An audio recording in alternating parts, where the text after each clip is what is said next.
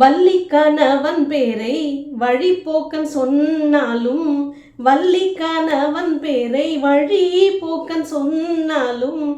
இந்த பாடலை கேட்கும்போது வள்ளி பெருமாட்டி நமக்கு ஞாபகத்திற்கு வருகிறார்.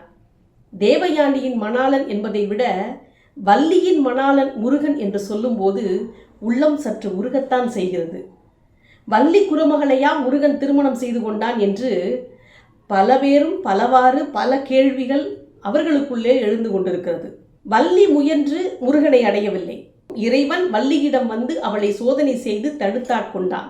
ஆண்டாள் எப்படி திருமாலின் மீது காதல் கொண்டு உளமுருக பாடி அவனை அடைந்தாலோ, அதே போன்று முருகன் வள்ளியை நினைந்து அவளிடம் காதல் கொண்டு அவளை அடைந்தாள் என்பதுதான் உண்மை.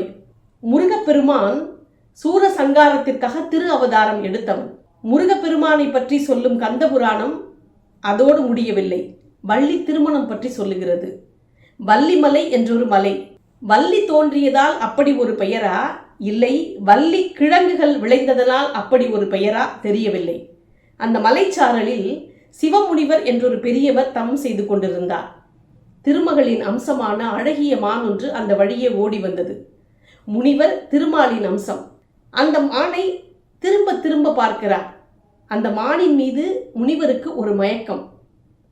தன்னுடைய தவம் நிறைந்த கண்ணால் பார்த்ததனால் அந்த மானினுடைய வயிற்றில் கர்ப்பம் உண்டாகிறது.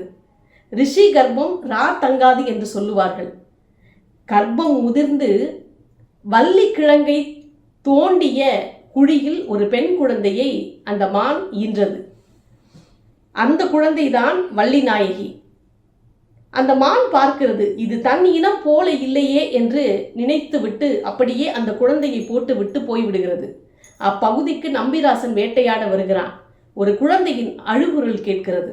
நம்பிராசன் அருகே சென்று பார்த்தபோது ஒளி மிகுந்த ஒரு பெண் குழந்தை அந்த குழியில் கிடக்கிறது. குழந்தையை எடுத்து முருகனை நினைந்து தவம் செய்ததனால் என்னவோ இப்படிப்பட்ட குழந்தை நமக்கு கிடைத்திருக்கிறது என்று அந்த குழந்தையை எடுத்து கொண்டு போய் தன் மனைவியிடம் கொடுக்கிறான். இதை கச்சியப்ப சுவாமிகள் சொல்கிறார்.